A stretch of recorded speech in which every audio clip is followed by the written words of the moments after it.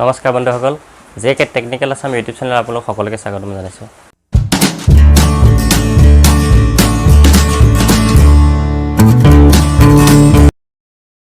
আপোনালোকে হয়তো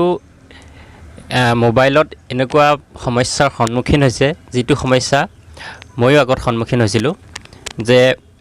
ওপৰৰ পৰা যেটো নটিফিকেশন বাৰ আছে নটিফিকেশনত বিভিন্ন ধৰণৰ অশ্লীল কিছুমান এড আহি থাকে বা মেছেজ আহি থাকে বা বিভিন্ন সাইডৰ পৰা ইয়াতে বিভিন্ন ধৰণৰ নটিফিকেশনে আপোনাৰ মোবাইলটো হ্যাং কৰি দিয়ে ডাটা অন কৰাৰ লগে লগে প্ৰত্যেকটো মোবাইলতে থাকে তেনেকুৱা নটিফিকেশন প্ৰত্যেক মোবাইলৰ থাকে Oppo Vivo MI যিকোনো মডেলৰে হে নটিফিকেশন অহৰহ নটিফিকেশন ডাটা অন কৰাৰ লগে লগে আহি থাকে গতিকে এই নটিফিকেশন সমূহ বন্ধ কৰিবৰ কাৰণে আপোনালোকে কি কৰিব লাগিব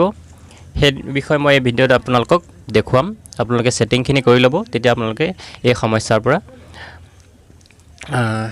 যিখিনি সমস্যাত পৰি আছে সেই সমস্যা দূৰ হ'ব আপোনালোকৰ সেটিং কৰাৰ পাছত অটোমেটিক বন হ'ব আপোনালোকে এই সেটিং সমূহ ভালদৰে ভিডিওটো সম্পূৰ্ণকৈ চাই থাকিব মই কেনেদৰে সেটিং কৰিম হেখিনি আপোনালোকে নিজে আপোনালোকৰ মোবাইলত কৰি ল'ব পাৰিব আহক আমি ভিডিওটো আৰম্ভ কৰোঁ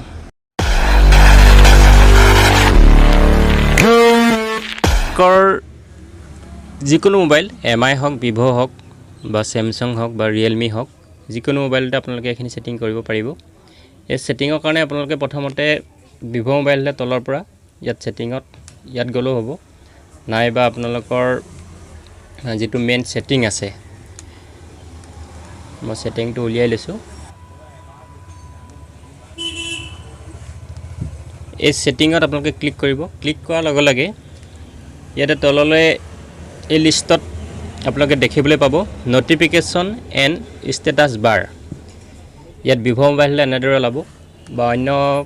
MI বা Samsungৰ নটিফিকেশন বুলিয়ে থাকিব নটিফিকেশনত আপোনালোকে ক্লিক কৰিব ক্লিক কৰাৰ লগে লগে এই চাৰ্টখন খোল খাব খোল খোৱাৰ লগে লগে আপোনালোকে ইয়াত দেখিবলৈ পাইছে যে show home screen app icon ব্ৰিজ আপোনালোকৰ তাৰ তলতে দেখিবলৈ পাইছে শো ফ্লোটিং নটিফিকেশন আপোনালোকৰ মোবাইলটো যদি ধৰি লওক স্ক্ৰিন অফ হৈ থকা অৱস্থাত যদি নটিফিকেশন আপোনালোকৰ আহি থাকে তাৰ কাৰণে আপোনালোকে ইয়াত বন্ধ কৰি ৰাখিব লাগিব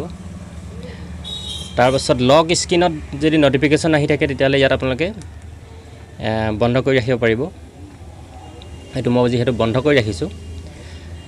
এইখিনি কৰাৰ পাছত আপোনালোকৰ একেবাৰে ওপৰত দেখিছে এপ নটিফিকেশন মেনেজমেন্ট বা কিছুমানৰ ওলাব পাৰে এপ নটিফিকেশন মেনেজাৰ ইয়াতে যিমানখিনি আপোনাৰ মোবাইলত এপ আছে যিমানখিনি আপোনালোকৰ মোবাইলত এপ্লিকেশন আছে এই এপ্লিকেশনৰ এই লিষ্টটো ওলাব ইয়াতে আপোনালোকৰ বিভিন্ন ধৰণৰ বিশেষকে যিখিনি এপছৰ পৰা আপোনালোকে সেই নটিফিকেশন সমূহ পাইছে বা অশ্লীল কিছুমান মেছেজ বা এডভাৰটাইজ টাইপত আহি থাকে হেখিনি বিশেষকে আপোনালোকৰ যিখিনি ইন্টাৰনেট ব্ৰাউজাৰ আছে ইন্টাৰনেট ব্ৰাউজাৰটো ইয়াত আপোনালোকে নটিফিকেশনটো বন্ধ কৰি দিব এনেদৰে আপোনালোকৰ ক্ৰোম ব্ৰাউজাৰৰ পৰা বিভিন্ন ধৰণৰ নটিফিকেশন আহি থাকে ক্ৰোম ব্ৰাউজাৰৰ পৰা ধৰি লওক যিখিনি একেবাৰে অশ্লীল নটিফিকেশন আহে কিছুমানৰ হেখিনি আপোনালোকে ইয়াত এলাউ নটিফিকেশনটো ইয়াত অফ কৰি ৰাখিব তাৰ পাছত আপোনালোকৰ যি এপছত আপোনালোকে বেছি সমস্যাত পাই থাকে যিবিলাক এপছৰ পৰা বেছি নটিফিকেশন আহি থাকে